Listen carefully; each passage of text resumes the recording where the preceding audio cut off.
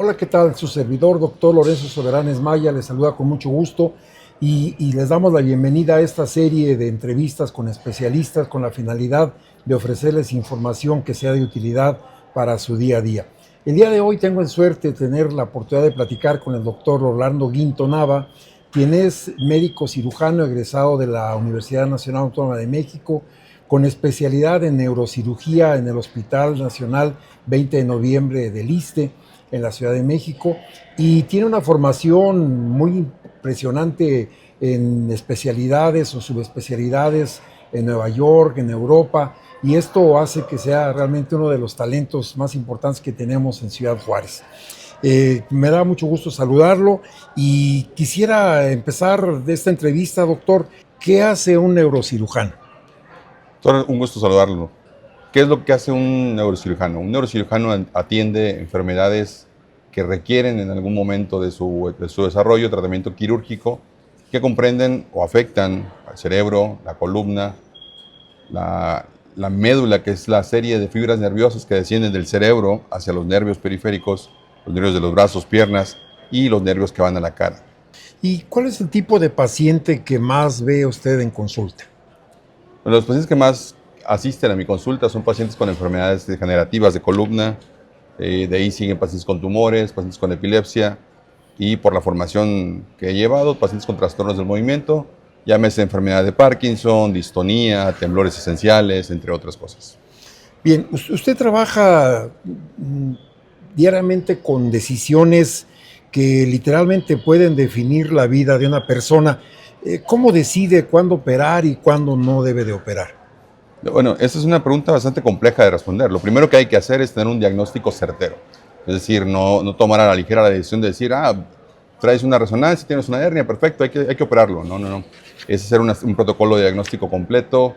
Si se necesitan radiografías, tomografía, resonancia, electromiografía, en el caso de una enfermedad de columna, o el electroencefalograma, otro tipo de resonancias específicas, tecnología con la cual cuenta el Hospital Star Médica, pues recurrimos a todo esto para hacer un diagnóstico preciso. Se habla con el paciente, se sopesa el riesgo-beneficio y con base a eso tomamos la decisión, siempre teniendo en cuenta que realmente esto va a beneficiar de alguna forma al paciente o por lo menos va a detener la progresión de la enfermedad que lo está quejando. ¿Recuerda usted algún caso que de alguna manera le haya marcado su quehacer en la neurocirugía? Pues bueno, de estos casos ha habido muchos, ¿no? Pacientes que tenían mucho tiempo con dolor, principalmente, y recordamos mucho neuralgias del trigémino, donde el paciente ha navegado con diferentes médicos sin tener una mejoría o sin llegar a un diagnóstico correcto, de tal suerte que cuando acuden con un servidor, hacemos el protocolo completo y tenemos un diagnóstico de precisión que lo lleva a quirófano y después de mucho navegar tienen una resolución del dolor inmediatamente después de la cirugía. De estos casos hay otros tantos, ¿no? Hablamos de tumores, hablamos de una enfermedad ahí que es poco diagnosticada, que se llama síndrome de Hakim-Adams, que es muy común que los pacientes añosos digan, no, pues ya está demente y resulta que lo que tiene es una hidrocefalia del adulto, vienen a consulta con un servidor, hacemos el protocolo de estudio y nos damos cuenta que era otra cosa, que no es que estuviera demente, es que tenía hidrocefalia. Los operas y el paciente mejora, ¿no? De manera increíble. Doctor, hay muchos miedos alrededor de la neurocirugía.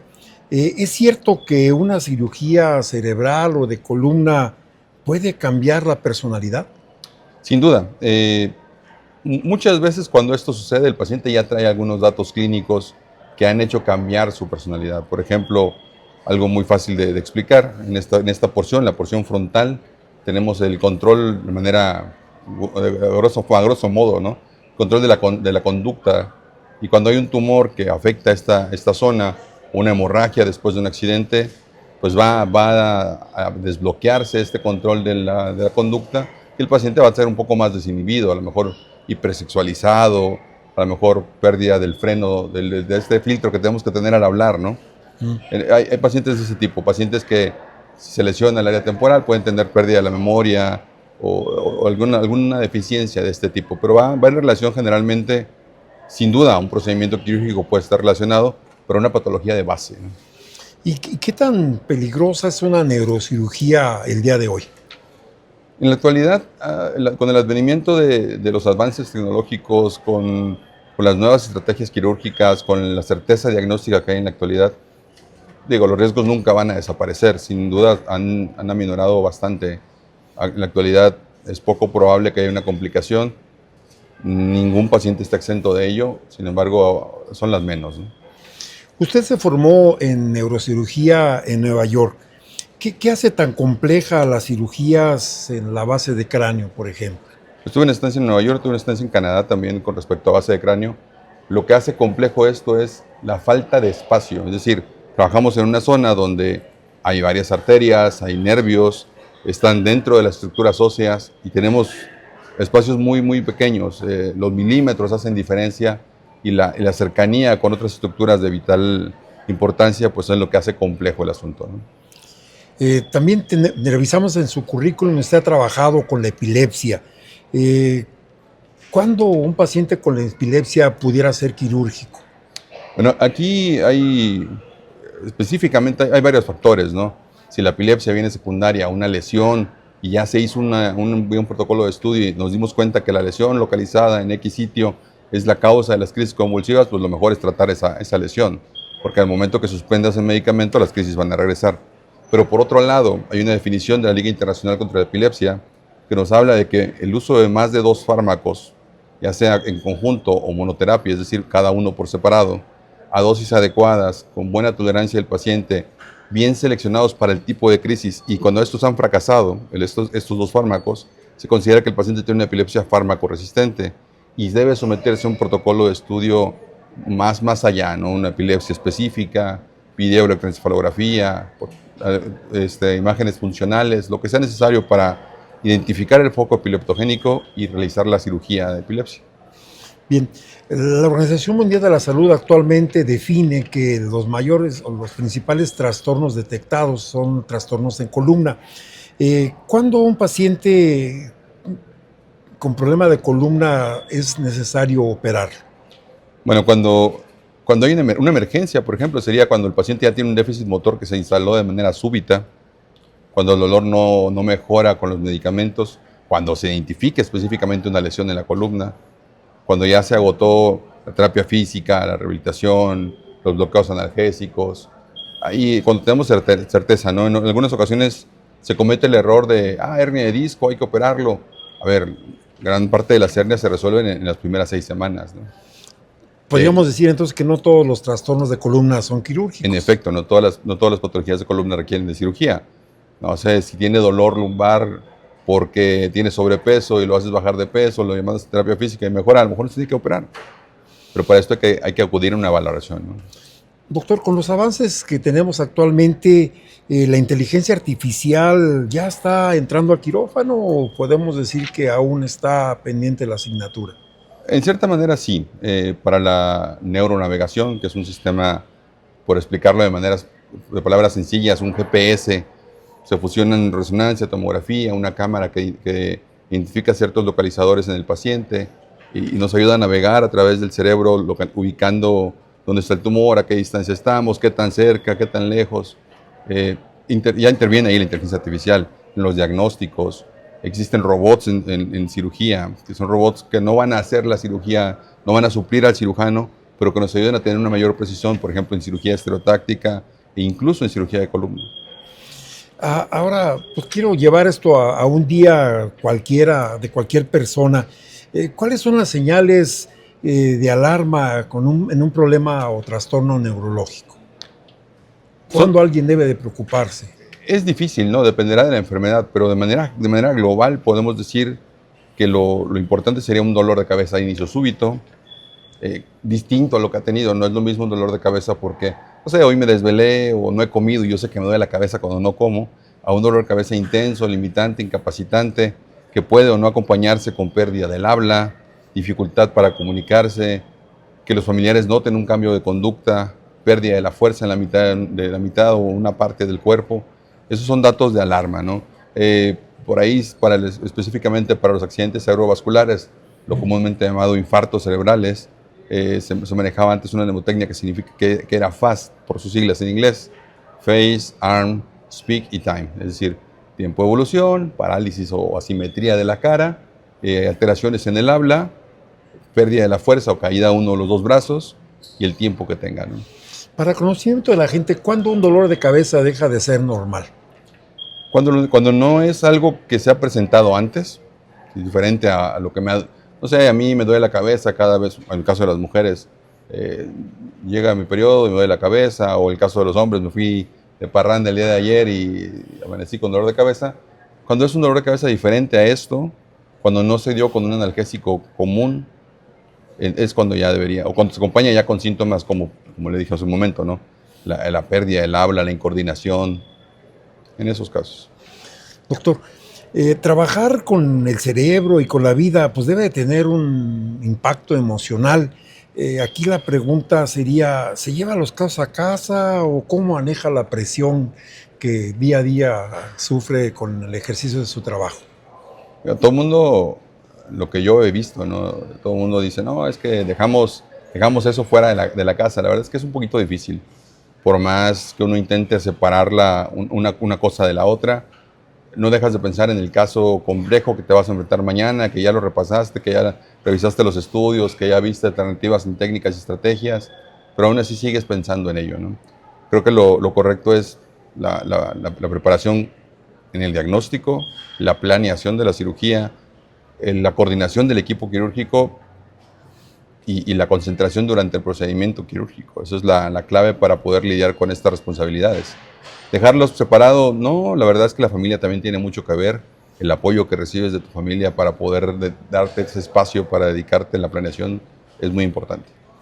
Bien, tal vez entrando un poquito en una autocrítica hacia nuestro país, usted se ha formado en distintos países. ¿Qué diferencia ve entre el sistema extranjero con respecto al sistema de salud mexicano? En cuanto a la preparación, la verdad es que México tiene un muy buen nivel de medicina. Lo que veo que está mal es la asistencia o las herramientas con las que contamos en el sistema de salud público. Eso es lo que yo veo un poco deficiente. Sin embargo, pues hay diferentes lugares. Digo, también tomar en cuenta que cada institución tiene una función. Los hospitales de segundo nivel, de primer nivel, pues tendrán que mandar a segundo, tercer y a su vez a tercer nivel. Y estos, bueno, se encargarán del tratamiento específico de cada patología. Sin duda es difícil, ¿no? Hay sistemas de salud que funcionan distinto. No sé, yo podría decir, ¿no? En Estados Unidos el sistema de salud, para que una persona llegue al especialista adecuado es mucho tiempo.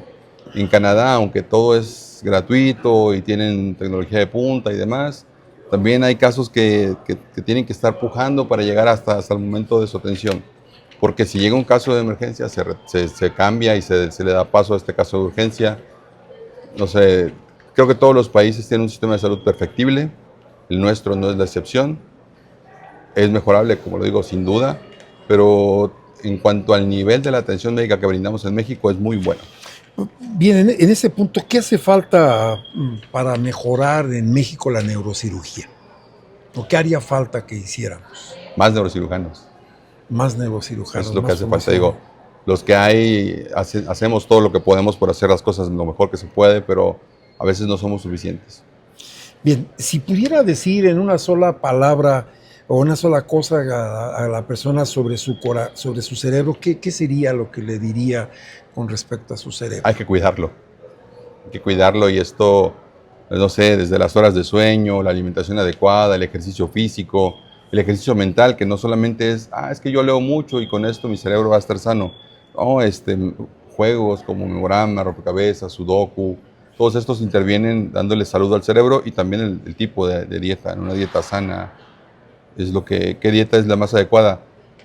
Pues habrá el cardiólogo que dirá, para esto es el corazón, este tipo de dieta es para el corazón. Para el cerebro, la dieta mediterránea es la que más o menos protege contra todas las patologías cerebrales. ¿El cerebro podemos decir que define quiénes somos?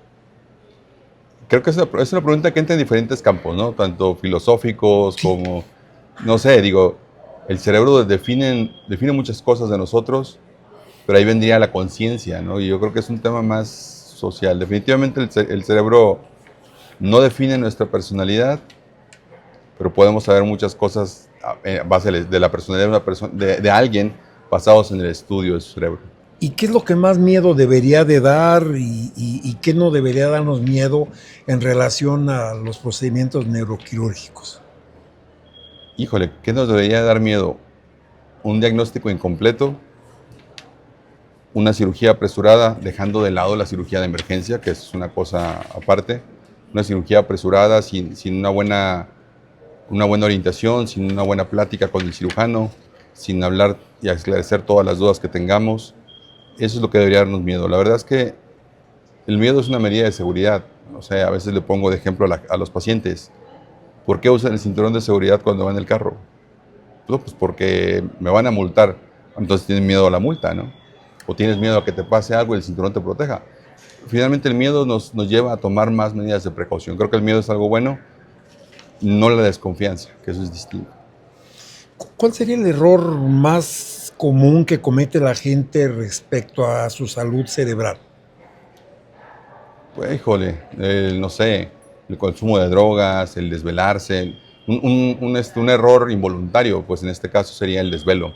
Se ha demostrado que dormir menos de 5 horas por noche puede triplicar el riesgo de sufrir un accidente cerebrovascular, un derrame, una embolia, como comúnmente lo conoce la gente, y también dormir en exceso.